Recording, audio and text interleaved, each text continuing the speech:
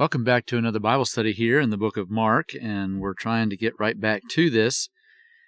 And if you look down a little bit further, we're in Mark chapter 15, and we had just recently looked at some of the kind of the earlier aspects of Pilate condemning Jesus to death and that type of thing.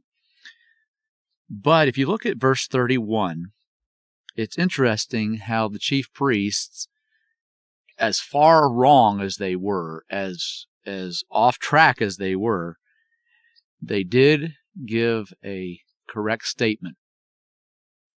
And I'd like to look at verse 31 of Mark 15 for our Bible study today, and maybe even to verse 32 as well.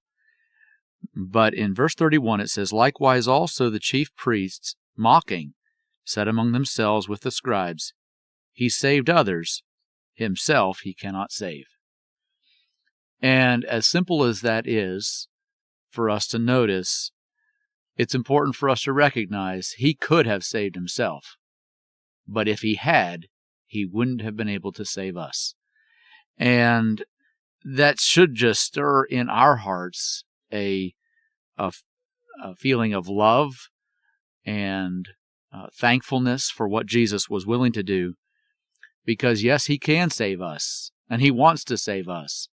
But in order to do that, he just couldn't. He had to willingly give himself on our behalf to save us.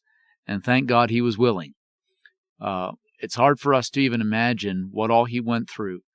And again, as we work our way through this Easter season and remember again what Jesus suffered for us, he could have saved himself all those things. He could have saved himself the reproach, the shame, the torture. He could have saved himself all the mocking that was going on here. Notice that's even why they said that. They were mocking among themselves against Jesus. And again, this whole idea, they felt like, oh, this just proves he really wasn't the Son of God. But no, in reality, it actually proves that he was. He wanted to pay our penalty and to give himself for us so that he could save us. And so in the process, he had to give up himself for our benefit. And then notice as well that you go into the next one, "Let Christ the King of Israel descend now from the cross that we may see and believe." Jesus indicated later on that the real blessing are for those who believe even without seeing. And I'm not sure exactly. In a sense, we might say, well, you can't have one and have the other both. You have to either believe or see. Once you've seen, you don't have to believe anymore. And so, in a way, they were saying this is in a sense, we might say, this is impossible. I understand what they're saying. They want to be able to see a sign, and in that way, they would believe on him. Of course, I don't think that there was any sign that was really going to get through to them. If Jesus, what he was doing for them, and even later on, rising from the dead, if that's not enough to get through to them, then I'm sure that just coming down off the cross wasn't going to do it either. And they would have probably figured out some way to, I guess, explain it away or whatever.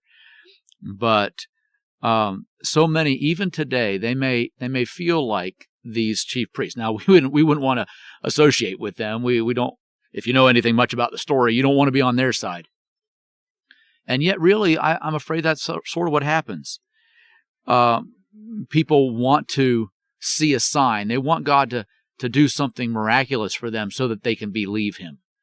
But in reality, the blessing, again, as I mentioned before, Jesus talking to Thomas, said, "Blessed are those that have not seen and yet believe."